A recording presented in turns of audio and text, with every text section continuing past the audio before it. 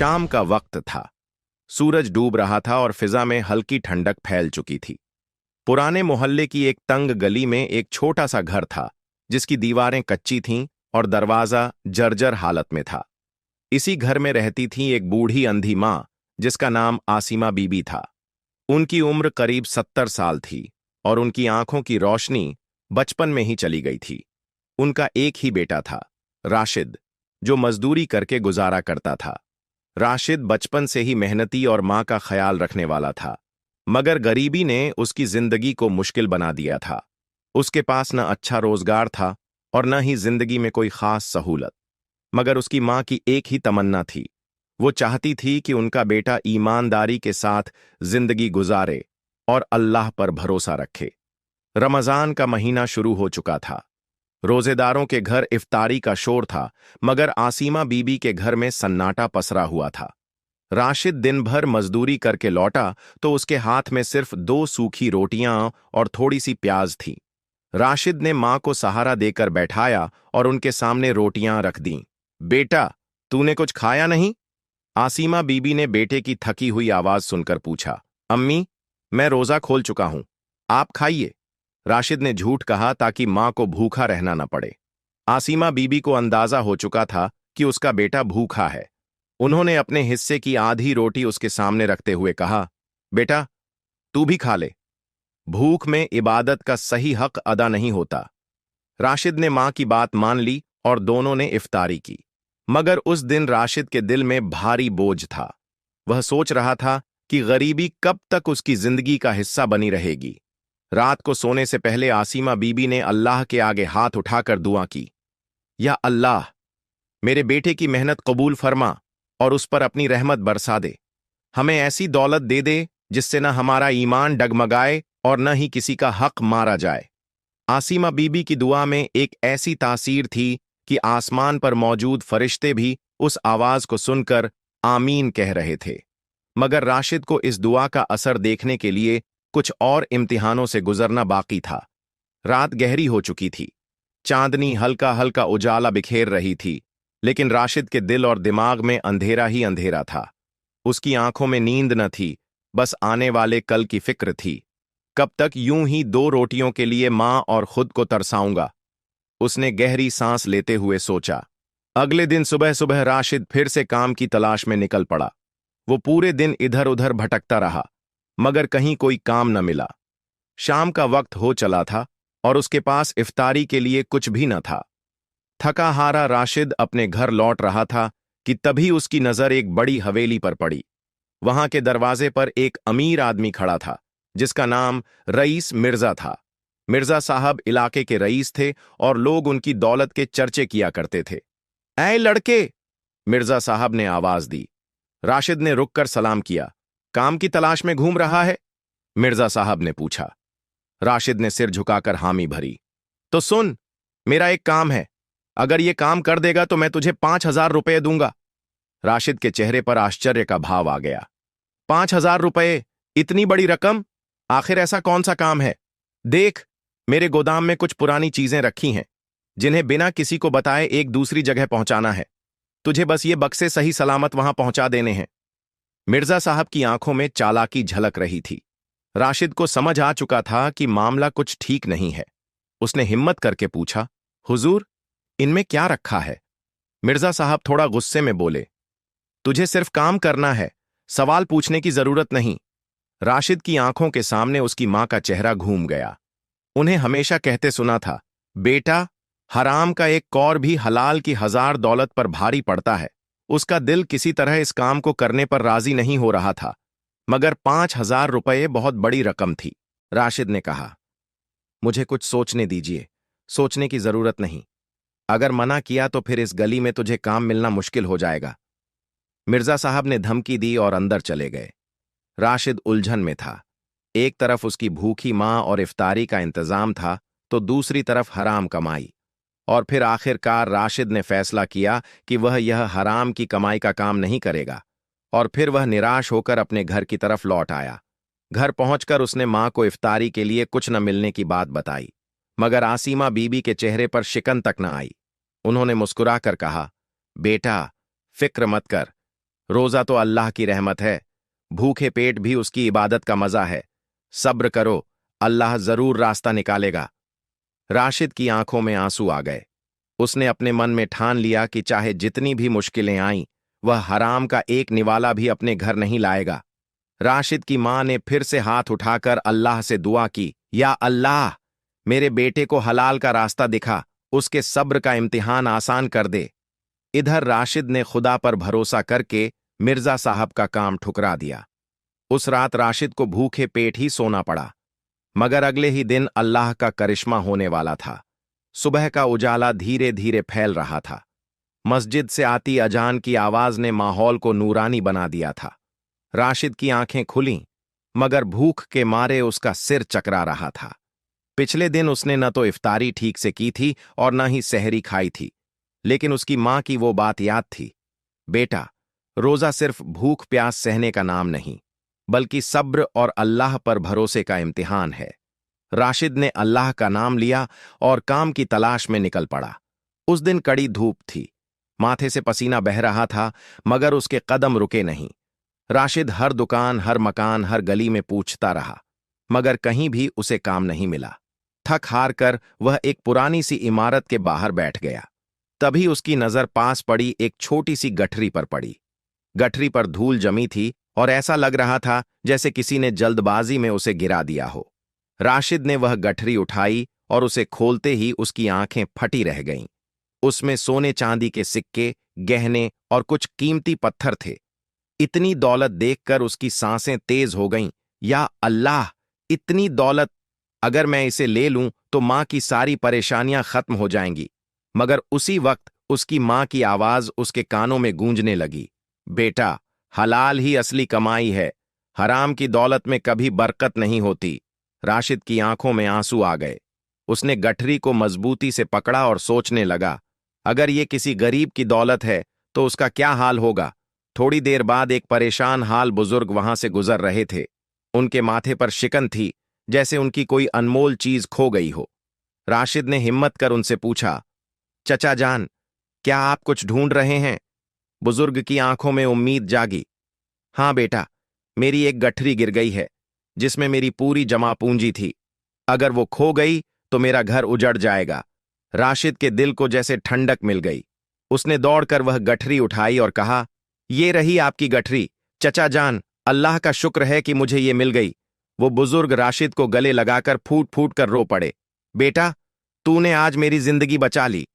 मैं तेरी ईमानदारी का बदला कैसे दूं? राशिद ने मुस्कुराते हुए कहा, अल्लाह का शुक्र है, मुझे कुछ नहीं चाहिए, बस मेरी मां के लिए दुआ कर दीजिए।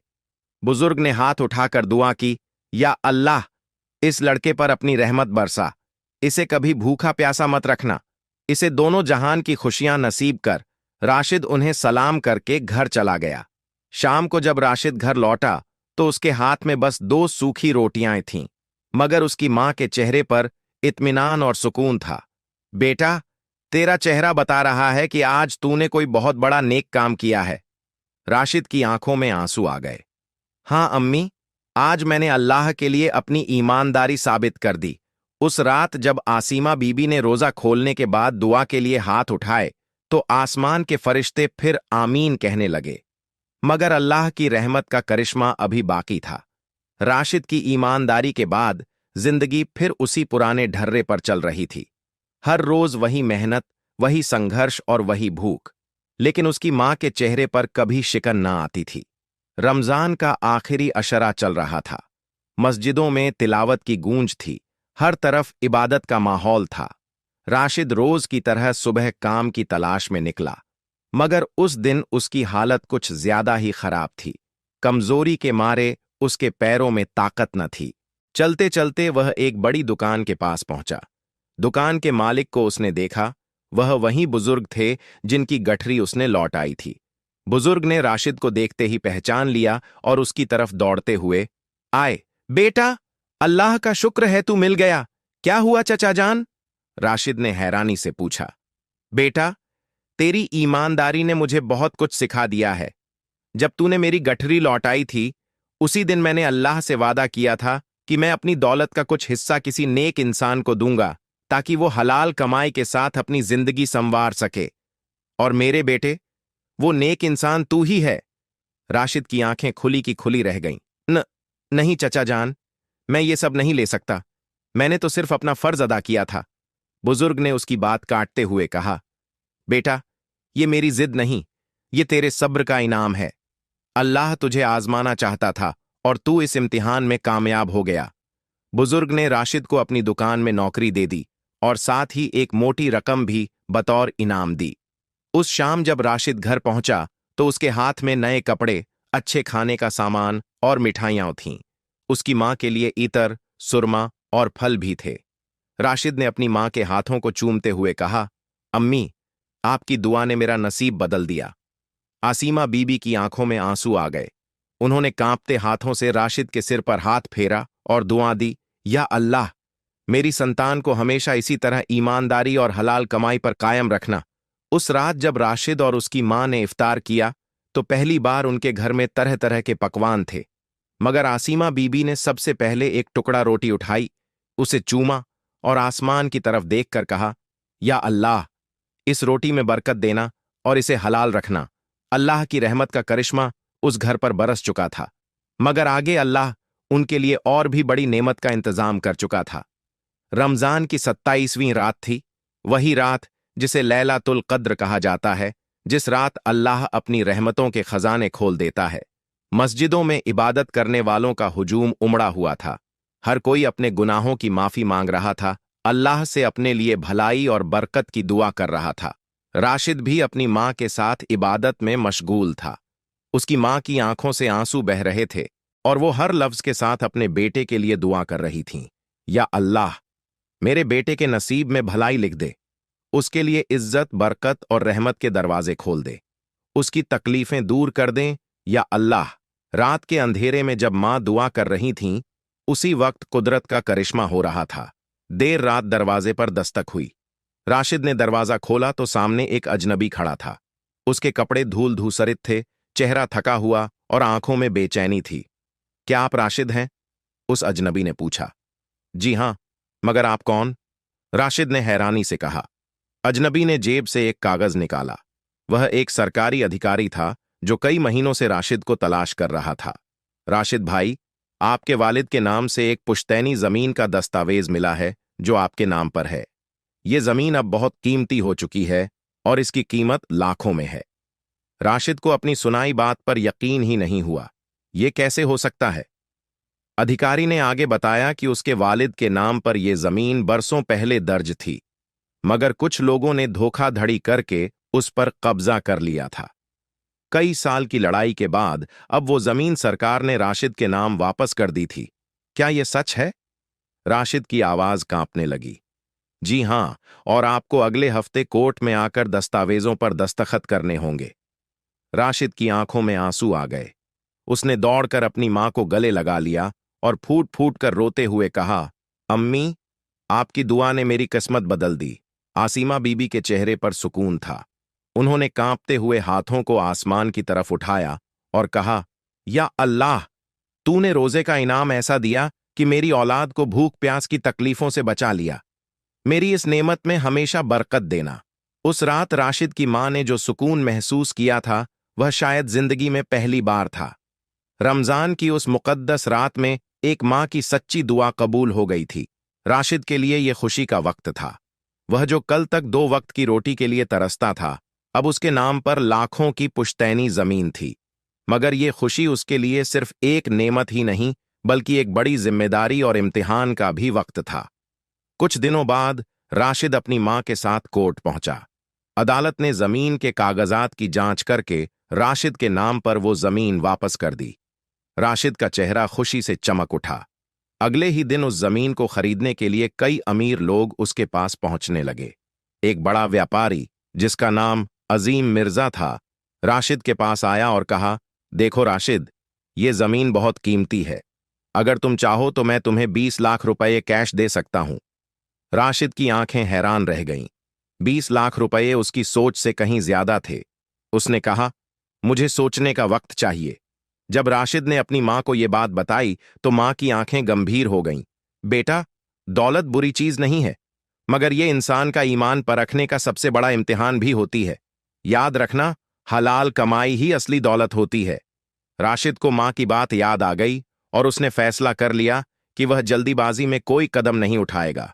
दूसरे दिन राशिद ने अजीम मिर्जा को मना कर दिया। मिर्जा गुस्से में आकर बोला, देख राशिद, ये दौलत तुझे इस गरीबी से निकाल सकती है। सोच ले, इतनी बड़ी रकम फिर नहीं मिलेगी।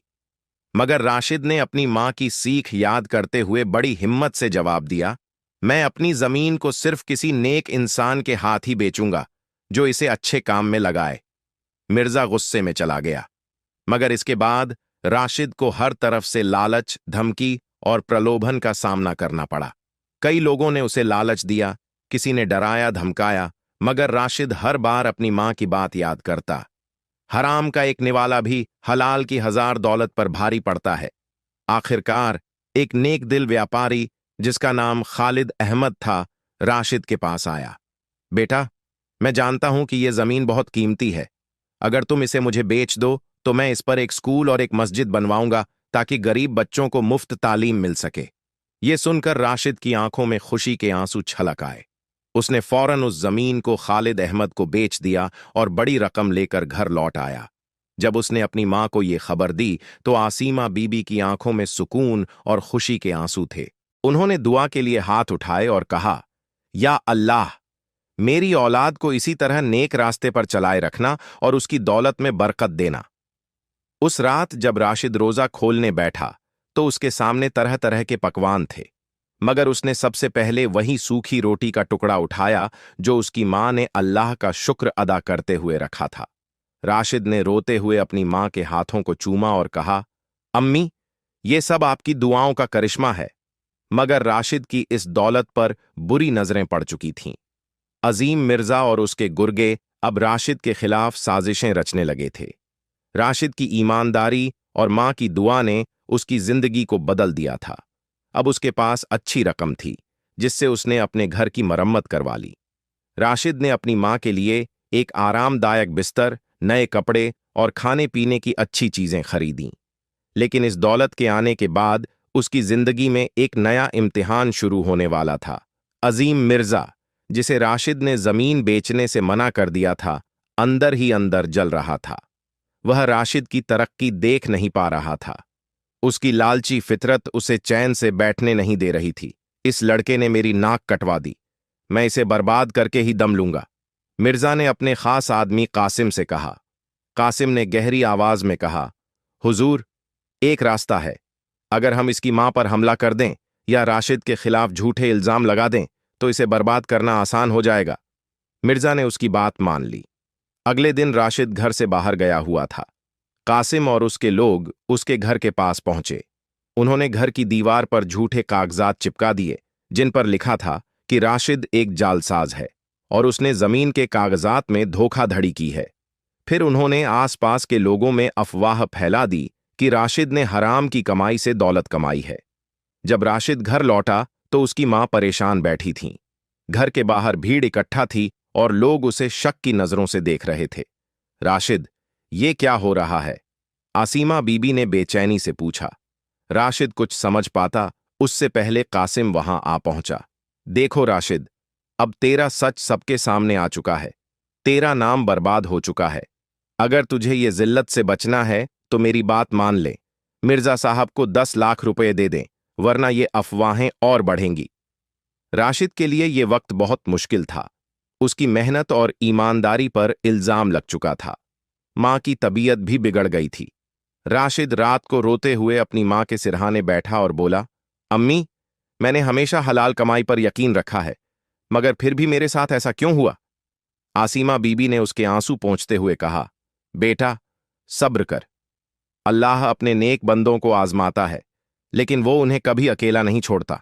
तू देखना, अल्लाह तुझे इससे भी बड़ी कामयाबी देगा। उस रात मां ने फिर अपने कांपते हाथों से अल्लाह के आगे दुआ की, या अल्लाह, मेरे बेटे की हिफाजत फरमा, उसके ईमान को और मजबूत कर दे, उसकी मेहनत और ईमानदारी का सिला अता फरमा। आसीमा बीबी की दुआ ने फिर आसमान को हिला दिया था। सुबह होते ही एक बड़ा चमत्कार हुआ। वही बुजुर्ग व्यापारी खालिद अहमद, जिसने राशिद से जमीन खरीदी थी, अचानक मोहल्ले में आ पहुंचे। उन्होंने लोगों को इकट्ठा करके ऐलान किया, मैं गवाही देता हूं कि राशिद ने अपनी जमीन मुझे पूरे सच्चे और ईमानदार तरीके से बेची है। ये अफवाहें सब झूठी हैं। खालिद साहब ने राशिद के हक में ऐसे सबूत पेश किए जिससे सच्चाई सबके सामने आ गई। लोगों ने फौरन राशिद से माफी मांगी और मिर्जा की साजिश बेनकाब हो गई। अजीम मिर्जा और कासिम की चाल नाकाम हो गई। मिर्जा ने गुस्से में अपने आदमियों को धमकाते हुए कहा, यह लड़का तो किसी की दुआओं का असर है, इसे मिटाना इतना आसान नहीं है। राशिद घर लौटकर आया तो उसकी मां ने उसका माथा चूमा और कहा, बेटा, अल्लाह पर भरोसा रखने वाले कभी हारते नहीं। तूने हलाल कमाई पर यकीन रखा और देख, अल्लाह ने तुझे इस फरेब से बचा लिया। राशिद की आंखों में आंसू थे। उसने अपने हाथ उठाकर दुआ की, या अल्लाह, मेरी मां की ये दुआ हमेशा मेरे साथ रहे। मगर मिर्जा इतनी आसानी से हार मानने वाला नहीं था। राशिद की सच्चाई सामने आ चुकी थी। पूरे गांव में लोग उसकी ईमानदारी की मिसाल देने लगे थे। मगर अजीम मिर्जा अब भी अपनी हार को पचा नहीं पा रहा था। उसका गुस्सा अब नफरत में बदल चुका था और वह किसी भी कीमत पर राशिद से बदला लेना चाहता था। एक दिन मिर्जा ने अपने आदमियों के साथ बैठकर एक खतरनाक साजिश रची। अगर हम इस लड़के को सीधे रास्ते से नहीं मिटा सकते तो इसकी मां पर वार करेंगे। वो ही इसकी कमजोरी है। अगली रात जब राशिद अपनी मां के साथ इफ्तारी कर रहा था, तभी अचानक दरवाजे पर जोर जोर से दस्तक हुई। खोलो दरवाजा, जल्दी खोलो। राशिद ने घबराकर दरवाजा खोला तो पुलिस के कुछ अफसर खड़े थे। राशिद, तुम पर चोरी और धोखाधड़ी का इल्जाम है, तुम्हें गिरफ्तार किया जाता है। यह सुनते ही उसकी मां का दिल दहल गया। नहीं, मेरा बेटा ऐसा नहीं कर सकता, आसिमा बीबी ने कांपती आवाज में कहा। मगर पुलिस वालों ने राशिद को पकड़ लिया और उसे थाने ले गए। राशिद पर इल्जाम था कि उसने खालिद अहमद के घर से एक कीमती दस्तावेज चोरी किया है। यह सुनते ही राशिद की आंखों में आंसू आ गए। या अल्लाह, ये मेरे साथ क्या हो रहा है? थाने में बैठे राशिद को अपनी मां की फिक्र सताने लगी। वह सोच रहा था कि उसकी अंधी बूढ़ी मां को अकेले घर पर कैसे छोड़ा गया होगा। घर पर आसिमा बीबी अपनी कमजोरी के बावजूद बार बार सजदे में गिरकर दुआ कर रही थीं। या अल्लाह, तूने हमेशा मेरे बेटे की हिफाजत की है, आज फिर उसकी बेगुनाही को साबित कर दे। उस रात आसिमा बीबी ने इबादत में रोते रोते अपनी हालत खराब कर ली। उनकी आंखों में आंसू थमने का नाम ही नहीं ले रहे थे। इसी दौरान एक फरिश्ता बनकर खालिद अहमद वहां आ पहुंचे। उन्होंने थाने में जाकर ऐलान किया, राशिद बेगुनाह है, ये सब मिर्जा की साजिश है। मेरे घर से जो दस्तावेज चोरी हुए थे वो अब मेरे नौकर को मिर्जा के घर में छिपे मिले हैं। ये सुनते ही पुलिस ने मिर्जा को गिरफ्तार कर लिया और राशिद को बाइज्जत रिहा कर दिया। जब राशिद घर पहुंचा तो उसकी मां बिस्तर पर बेसुध पड़ी थीं। राशिद ने घबराकर मां के माथे पर पानी के छींटे मारे। अम्मी, उठिए अम्मी, देखिए, मैं लौट आया हूं। आसिमा बीबी ने अपनी धुंधली आंखों से अपने बेटे को देखा और अल्लाह का शुक्र अदा करते हुए कहा, बेटा, मैंने तुझसे कहा था ना, अल्लाह अपने नेक बंदों को कभी अकेला नहीं छोड़ता। राशिद फूट फूट कर रो पड़ा और अपनी मां के हाथों को चूमते हुए बोला, अम्मी, आपकी दुआ ही मेरी सबसे बड़ी दौलत है। मिर्जा के पकड़े जाने के बाद पूरा गांव जान चुका था कि राशिद पर लगे इल्जाम झूठे थे। लोग उसके सब्र और ईमानदारी की तारीफ कर रहे थे। इस हादसे के कुछ दिन बाद रमजान का आखिरी जुम्मा आया। गांव की मस्जिद में राशिद और उसकी मां नमाज के लिए पहुंचे। इमाम साहब ने नमाज के बाद ऐलान किया, आज हमारे गांव का एक नेक और ईमानदार नौजवान मस्जिद की मरम्मत के लिए एक बड़ी रकम दान करना चाहता है। ये दान राशिद भाई की तरफ से है। यह सुनते ही मस्जिद में मौजूद सभी लोग हैरान रह गए। राशिद ने आगे बढ़कर कहा, भाइयों, ये सब मेरी मां की दुआओं का करिश्मा है। अगर मेरी मां ने मुझे सब्र और हलाल कमाई की सीख न दी होती तो आज मैं भी गुनाहगार बन चुका होता। लोगों ने दुआओं के लिए हाथ उठा दिए। उस दिन हर जुबान पर एक ही बात थी, अल्लाह ऐसा बेटा सबको दे। रमजान का आखिरी दिन था। शाम को जब राशिद रोजा खोलने के लिए बैठा तो उसकी मां ने उसे अपने पास बुलाया। बेटा, आज मैं तुझसे एक चीज मांगना चाहती हूं। बोलिए अम्मी, आपकी हर बात मेरी जान से बढ़कर है। आसिमा बीबी ने धीरे से कहा, बेटा, मेरे पास अब ज्यादा वक्त नहीं है।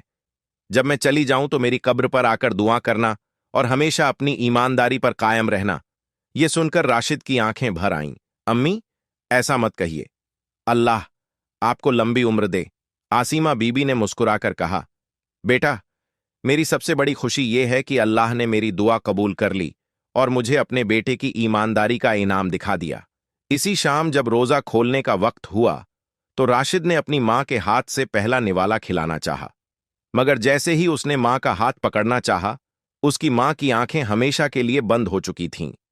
राशिद की आवाज रूंध गई, उसकी आंखों से आंसुओं का सैलाब बह निकला। उसने अपनी मां के माथे को चूमा और रोते हुए कहा, अम्मी, अल्लाह ने आपके रोजे का करिश्मा दिखा दिया। आपने अपनी दुआओं से मुझे बर्बाद होने से बचा लिया। उस दिन पूरी मस्जिद में आसिमा बीबी के लिए दुआएं की गईं। लोग उनकी ईमानदारी, सब्र और हिम्मत की मिसालें देने लगे। राशिद ने अपनी मां के लिए वही काम किया जो उनकी आखिरी ख्वाहिश थी। हर जुम्मे के दिन उनकी कब्र पर जाकर दुआ करना और उनकी सिखाई हुई नेक राह पर चलना। राशिद की मां की दुआ का करिश्मा हमेशा उसकी जिंदगी को रोशन करता रहा और वह दूसरों के लिए एक मिसाल बन गया। सच है, जो सब्र करता है, अल्लाह उसे ऐसा इनाम देता है जिसका इंसान कभी सोच भी नहीं सकता। अगर आपको हमारी यह वीडियो अच्छी लगी है तो हमारे चैनल को सब्सक्राइब जरूर करें।